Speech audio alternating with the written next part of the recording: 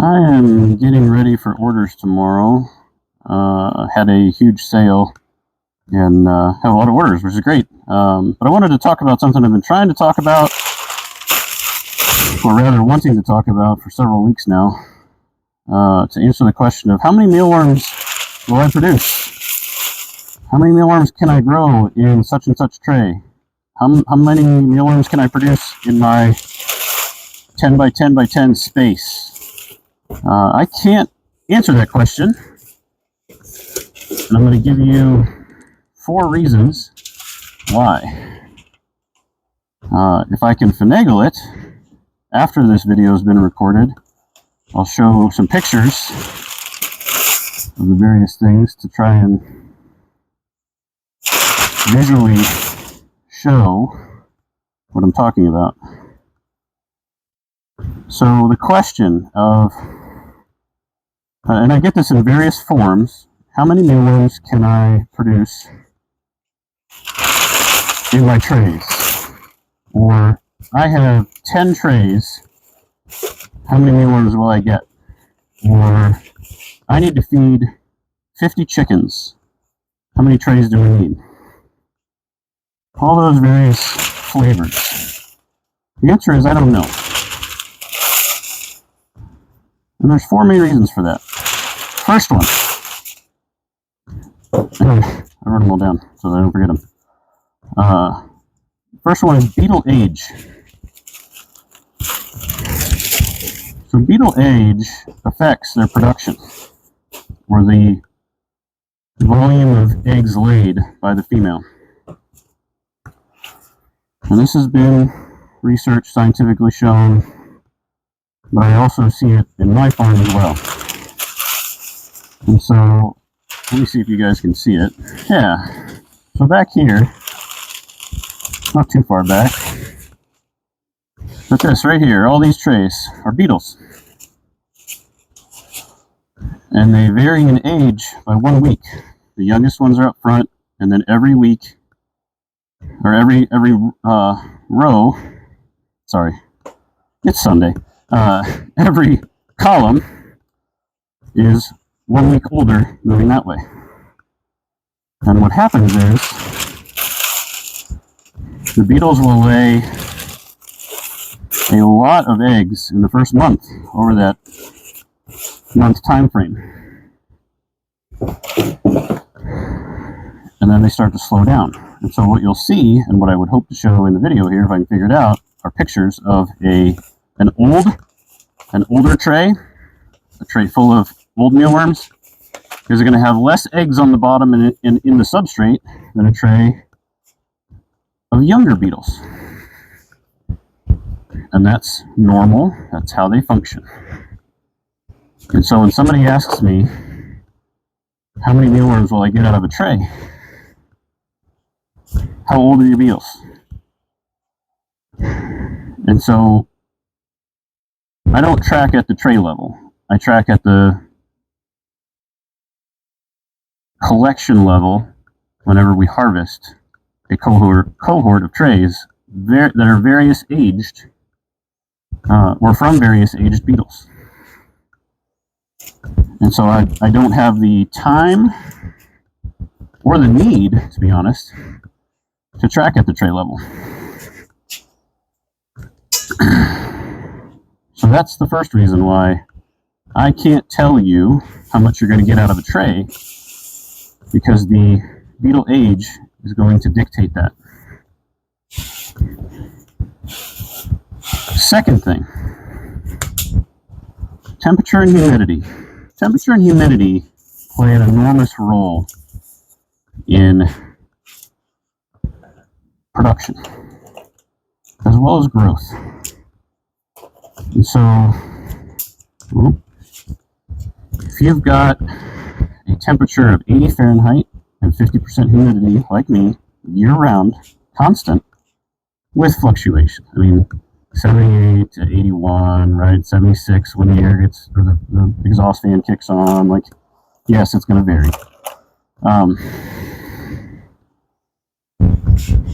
But if you have it around there, you'll have similar production to me, kind of. other points here coming soon that will help you understand that that's not 100% accurate.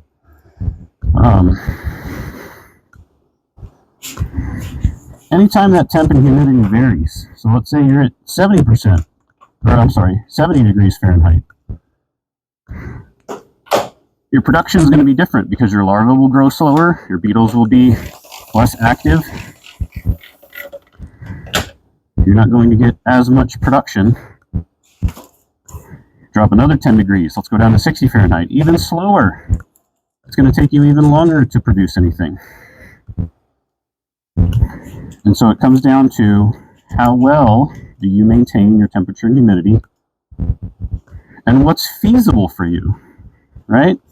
Does it make sense for you to run a heater all winter long to keep your farm warm? Or can you produce what you need without it and without that expense? Right? My farm is not your farm. So anytime that temperature changes, you're going to impact your output. Same thing with humidity. Larvae, mealworms, can actually absorb moisture through the air, or from the air, sorry. And so what that means is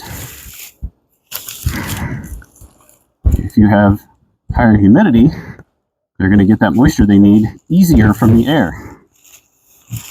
Your alternative to having high moisture is to provide moisture. I just switched over some of my trays to mesh inserts, and I'm going to provide my beetles some potatoes until I figure out the right volume of wheat bran in there so that they're able to eat the wheat bran and get nutrients from it.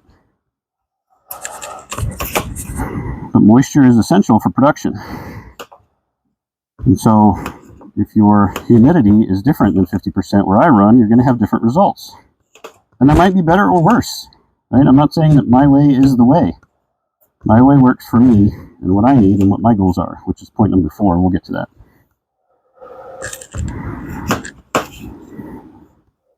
So temperature and humidity are going to drastically impact what your production level is. So that's again another factor of why I can't answer how many you're going to be able to produce.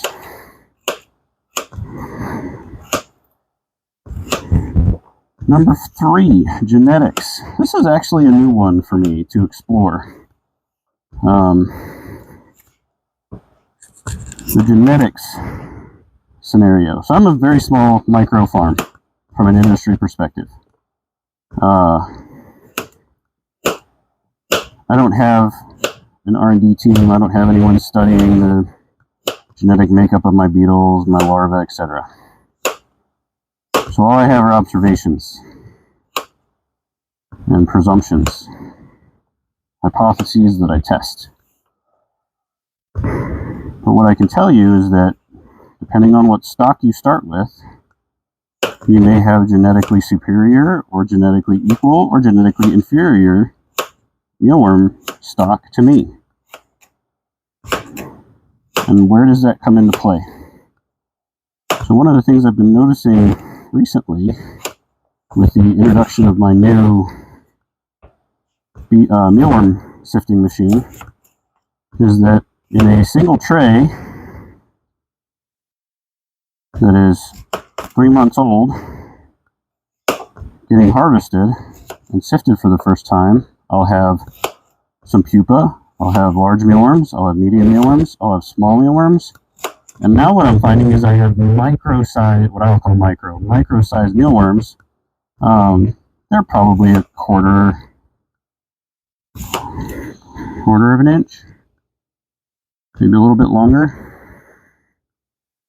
Yeah, probably a little longer, if I think about it. And I'll actually have some trays of them. I'll go get them.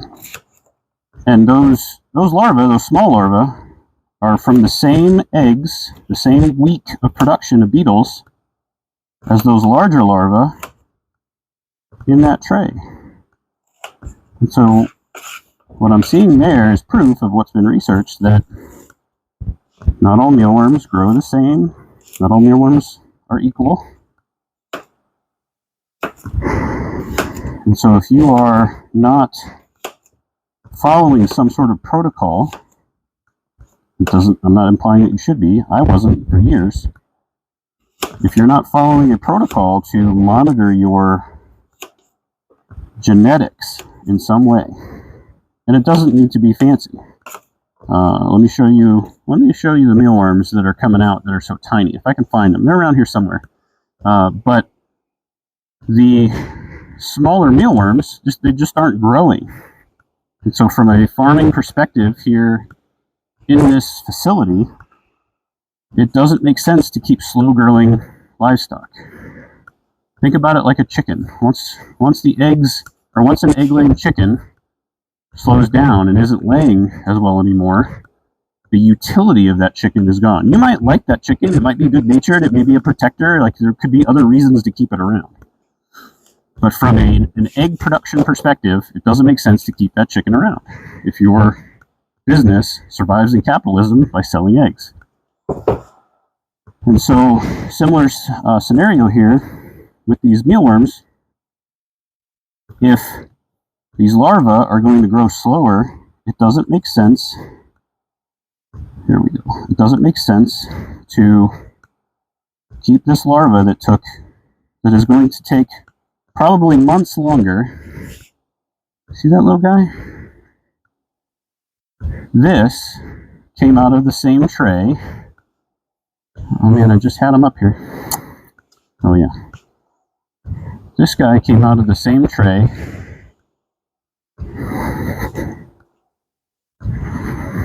as this big guy. So look at that difference. It makes zero sense to keep this small larva around, keep feeding it, keep hydrating it, keep letting it grow for who knows how long, potentially months would be my estimate. It just doesn't make sense to keep it around. And so what I've been doing is getting rid of these. And I'm going to run a little experiment to see, like, will they grow enough for me to be able to harvest them and maybe use them for small reptiles. But what I will not do is take these and reintroduce them. You can see there's tons of them in here. Let me just move this so you can watch them move. There's a lot in there. See how everything's moving? What I'm going to do is just let these grow out and see what happens. But to take these and then let them pupate, turn into beetles and reintroduce them back in, my hypothesis, and what I've heard from others, is that that beetle will then produce eggs that have slow-growing larvae. And so if you are not actively monitoring for that and doing what I'm doing here of removing those from your system, from your colony, then you will continue to have slower growing larvae and, in my opinion, less production.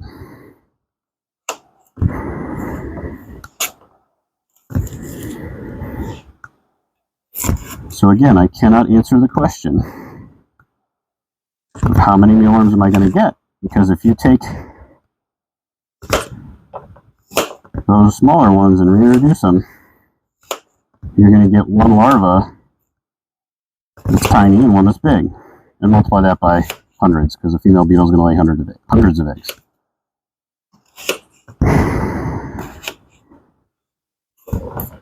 Now, I'm not implying that you should do this or that you have to do this.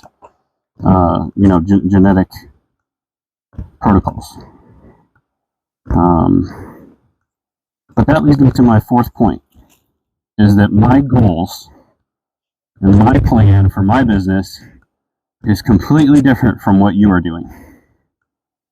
Even if your goal is to sell live mealworms, the things around me that impact how I run my business are far different than what you will run into. And so you're going to have to do things differently. And by doing things differently, you will have different results. There's just no way around that. It could be better, it could be worse. I'm not saying that my way is the only way. It's not. But what I'm saying is, the way that I run this and the way that I have to run it because of where I'm located, because of capitalism, because of costs, because of my personal situation. All of those factor into what I do here. And I'll give you an example. So you're seeing me cut up potatoes. I haven't cut up potatoes in years for the mealworms. I haven't done that in years because it's too expensive.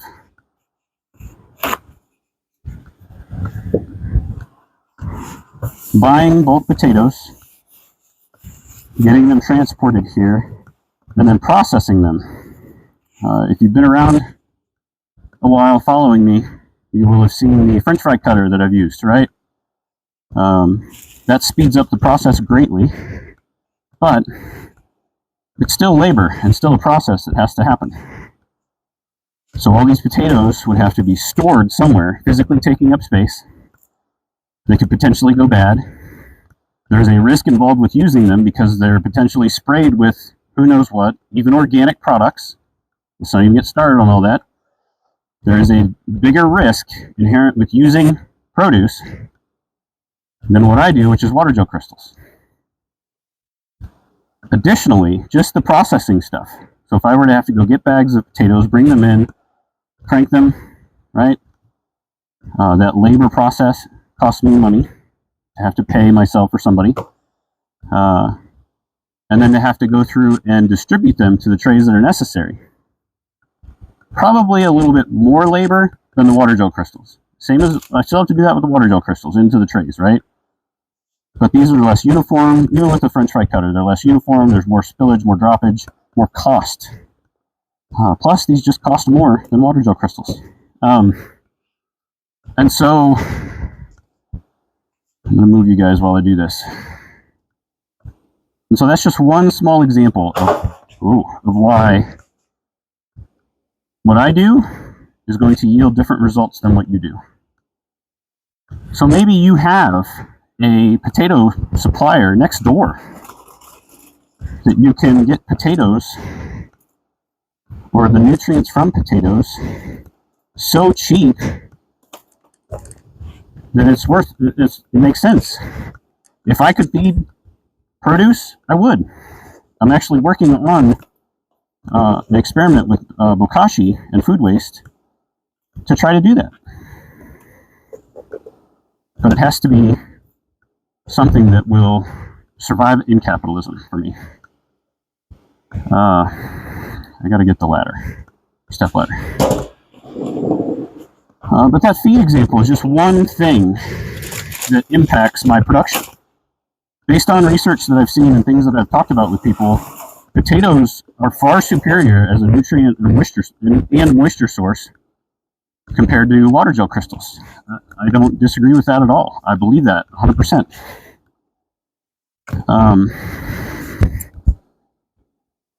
They grow better.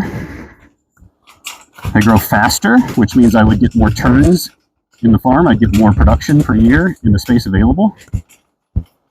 But after running the math, it's not enough to offset everything else. And so my larvae technically grow a little slower than they would if they were eating potatoes. And that's just one example. The other big example I like to tell people about why my numbers are not your numbers, because I'm doing this with a very specific goal in mind.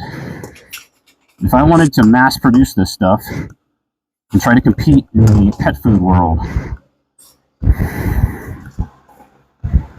I would have far different expenses, possibilities, and production. But that's not my goal. My goal is to build a small insect farm that regular humans like me will be able to integrate into their farms. So if you're a chicken farmer, you could do what I do and do it a little bit more efficiently because you'll probably already have chicken feed, which you can grind up and use for mealworms. You'll have a different sifting sorting process. You can feed a tray to mealworms and not have to reset stuff to get a certain size. Everything will be different. Let me adjust that comment. A lot of things will be different.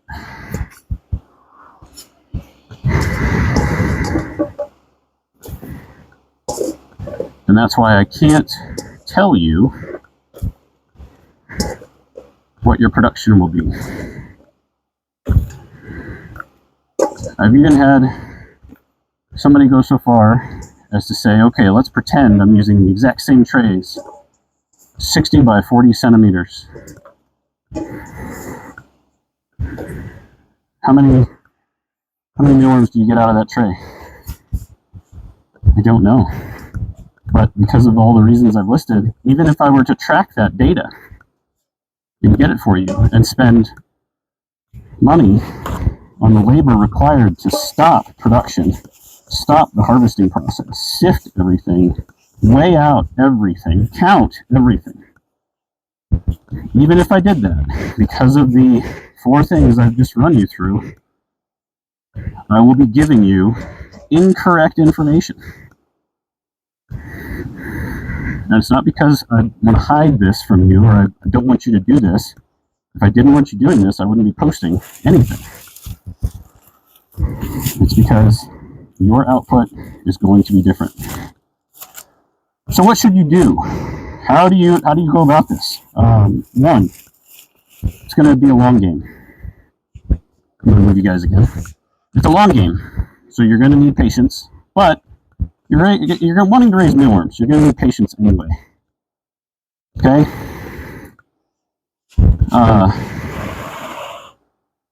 Start small.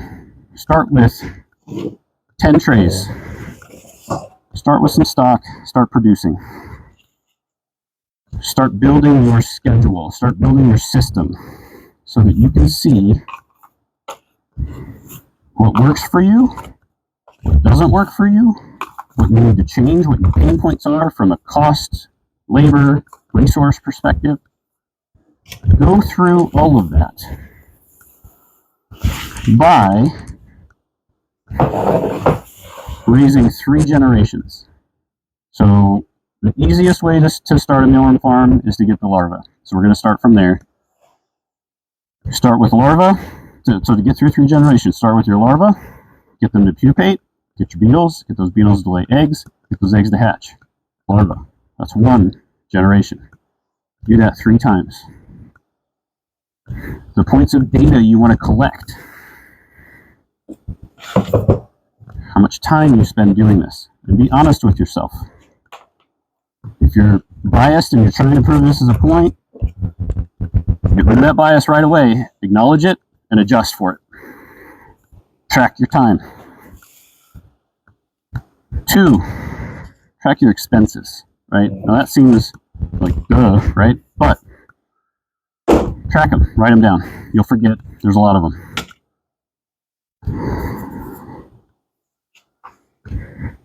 Research what your potential sales prices could be. And when you do that, you're going to see some numbers that seem very enticing.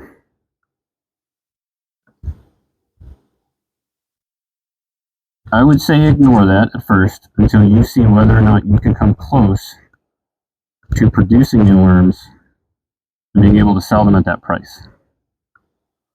So do your research on both local sales and having items shipped to you and see what you can compete with. And those are going to be what your prices are. That's one of the things other people get really frustrated with me about, is that they say, what should I sell mine for? I don't know the answer to that. There is no, here's your answer.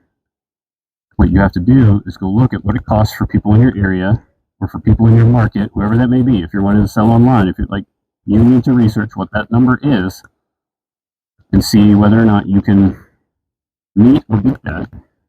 And if not, why would people pay a premium for you? And unfortunately, a lot of that analysis comes down to what you can produce quantity-wise. And you're not going to know that until you go through this 3 generations at least The other thing that 3 generations will get you through is some seasons, some temperature and humidity changes in your world, wherever you're at. It may be better to do 4 or 5 so that you get through spring, summer, fall, winter, or whatever the seasons are where you're at, because your production will change. I have already seen a change in how we hydrate because we're now using artificial heat as opposed to conditioning the air to cool it. Something about that is different. If you use propane heat or you use a wood-burning stove, your results, your output will be different. The impacts are different. Okay? Please know that I am not trying to evade an answer. I'm not trying to not tell you the answer to how many mealworms can I produce. Hopefully these examples and reasons have helped show that. If I have failed to communicate that through this, please let me know. Let me know how to, like, what are the gaps? What did I miss? What did I mess up? Because I honestly don't know the way to answer the question that is reliable and appropriate for you to base your setup, your livelihood, if you're doing this as a business. You got to try this yourself on a small scale to see how it goes. And I'll help with that. You can ask me any questions, anything you want. And when I can't answer, I'll tell you. But hopefully this helps you understand why I can't answer that production question.